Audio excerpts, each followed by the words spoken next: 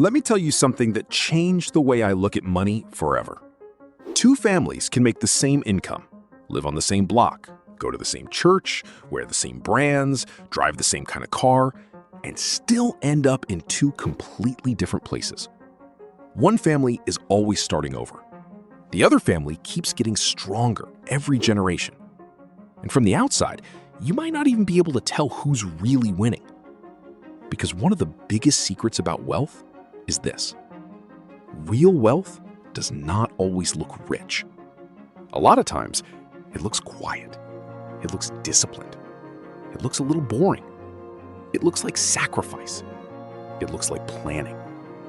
It looks like somebody thinking about grandchildren they may never even meet. And that is what a lot of wealthy families understand.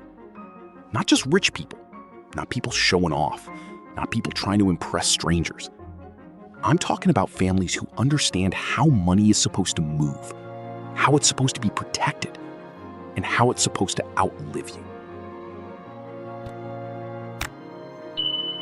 A lot of us grew up believing the goal was a good job. And listen, there is nothing wrong with a good job. A good job can feed your family. A good job can keep the lights on. A good job can give you options. But wealthy families know something important. Income is helpful. Ownership is powerful. Because income stops when you stop. If you get tired, income slows down. If you get sick, income gets shaky. If you lose the job, the money can disappear. But ownership keeps working. A paid-off property can keep producing. A business can keep producing. Stocks can keep growing. A retirement account can keep compounding.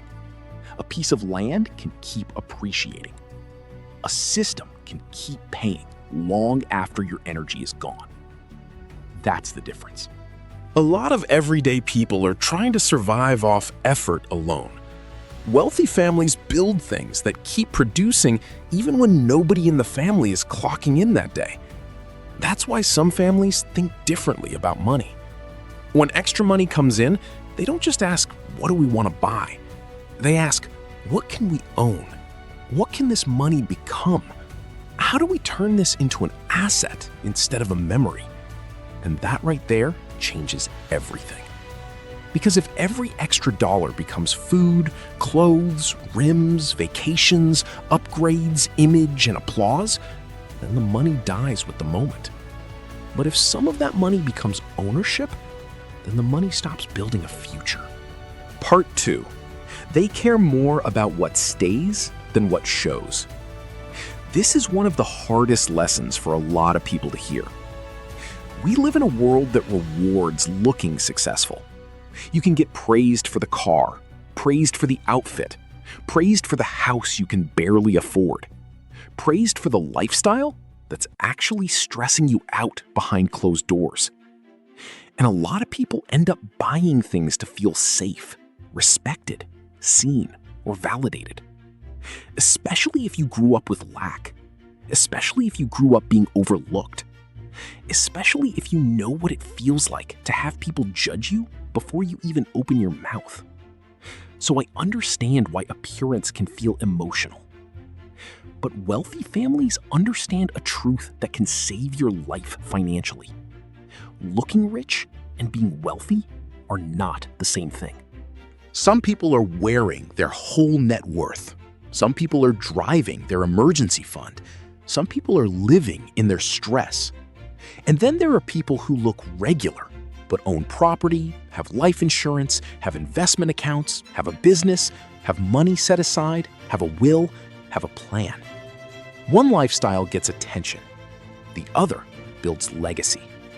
And that is why wealthy families are often less interested in proving something to strangers. They're trying to protect something for their children. They understand that the goal is not to win the room. The goal is to win the long game. Part 3. They talk about money in the house. One thing a lot of strong families do well is this. They talk. They talk about values. They talk about responsibility. They talk about what money is for. They talk about what happens if somebody gets sick. They talk about who gets what. They talk about the house. They talk about the business. They talk about the insurance. They talk about what needs to happen if mama passes. They talk about what needs to happen if daddy can't work anymore. A lot of families don't do that. And I get it. Sometimes it feels uncomfortable. Sometimes elders were raised to keep money private. Sometimes talking about death feels dark.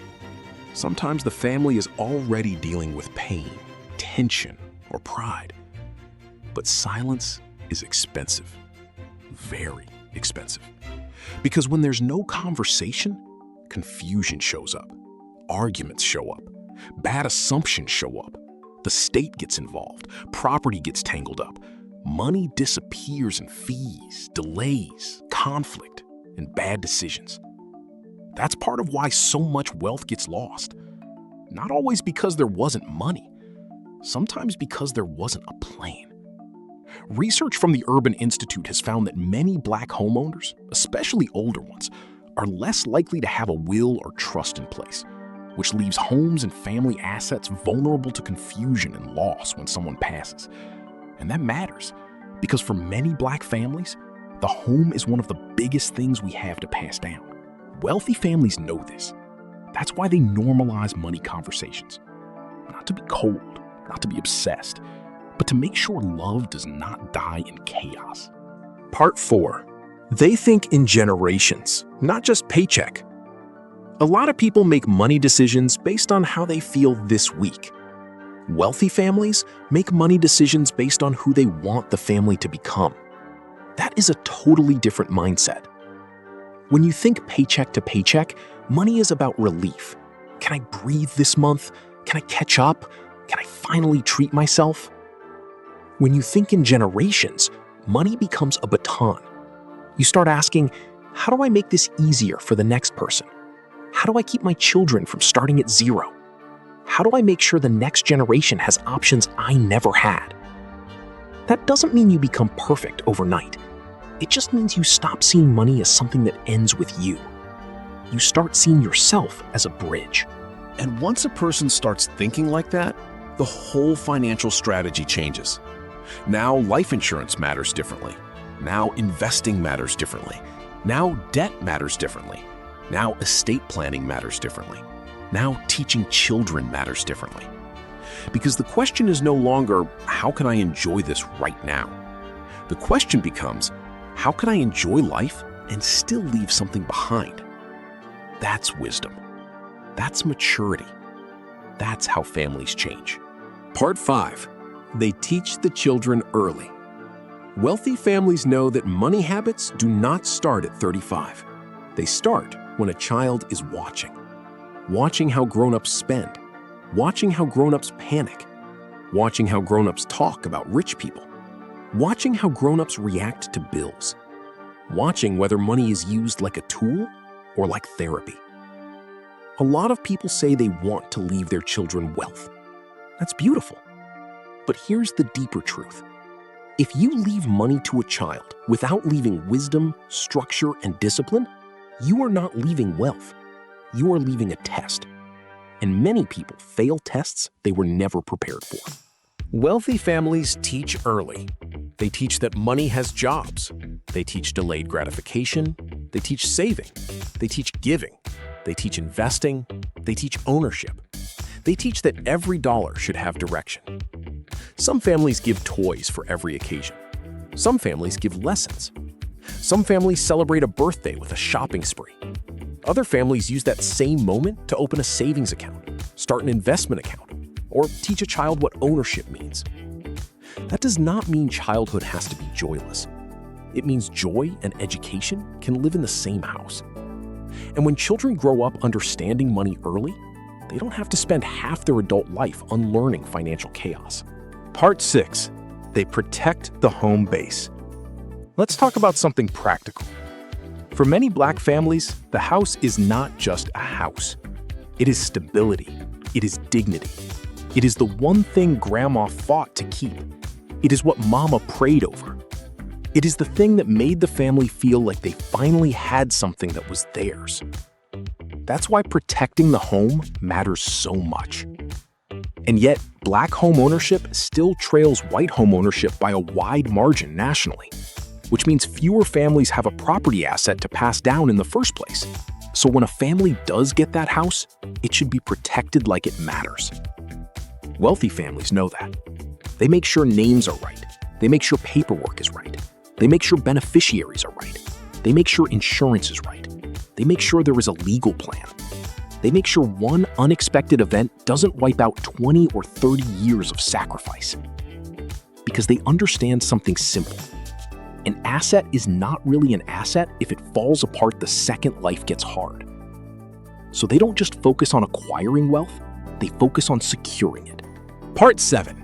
They use business as a family ladder. Another thing wealthy families understand is that a business can change the whole family trajectory. Not every family is going to build some giant corporation. That's not even the point. The point is ownership creates leverage. A business can hire relatives. A business can create income beyond one paycheck. A business can be sold. A business can be passed down. A business can create skills, discipline, networks, and confidence in the household. And Black entrepreneurship matters here. Recent census data shows Black-owned employer businesses generate hundreds of billions in receipts and employ more than 1 million people. That tells us something important. Ownership is not some fantasy for us. It is already happening. Wealthy families understand that even a modest business can become a seed. A cleaning company, a trucking company, a tax business, a home care service, a barbershop, a consulting brand, a catering company, a small real estate operation, a digital business. These may look small from the outside, but if run right, they can become the thing that changes what the children inherit. And that's how wealth often starts. Not with perfection, not with some magical amount of money, but with one serious decision. We are going to own something. Part 8. They know inheritance is not just money, it's position. A lot of people hear the word inheritance and only think about cash. But inheritance is bigger than that. Inheritance is a paid-off house. Inheritance is a family business. Inheritance is an insurance payout. Inheritance is not having to bury your parent with a GoFundMe. Inheritance is not having to guess what they wanted. Inheritance is knowledge. Inheritance is emotional stability. Inheritance is watching grown-ups handle money with wisdom. And here's why this matters. Black families are far less likely than white families to receive large financial gifts or inheritances, according to research highlighted by the Center for American Progress and related wealth gap analyses. So if we already know the pipeline has been weaker for us historically, then building that pipeline matters even more. We can't afford to keep acting like planning is optional. We can't afford to keep saying, "I'll get to it later. We ain't got enough for that. My kids will figure it out. They know what I want." No, that is how families lose ground. Wealthy families understand that a child who inherits clarity starts life differently than a child who inherits confusion. So what do wealthy Black families know about money that others don't? It's not one magical investment. It's not one secret app. It's not one tax trick. It's not one hot stock. It's not one viral side hustle. The real secret is this. They understand that money must be guided, not just earned, guided. Guided into assets, guided into protection, guided into systems, guided into teaching, guided into ownership, guided into the next generation. They know that if money has no direction, it disappears. If wealth has no structure, it collapses. If success has no plan, it rarely survives the family. That is the difference.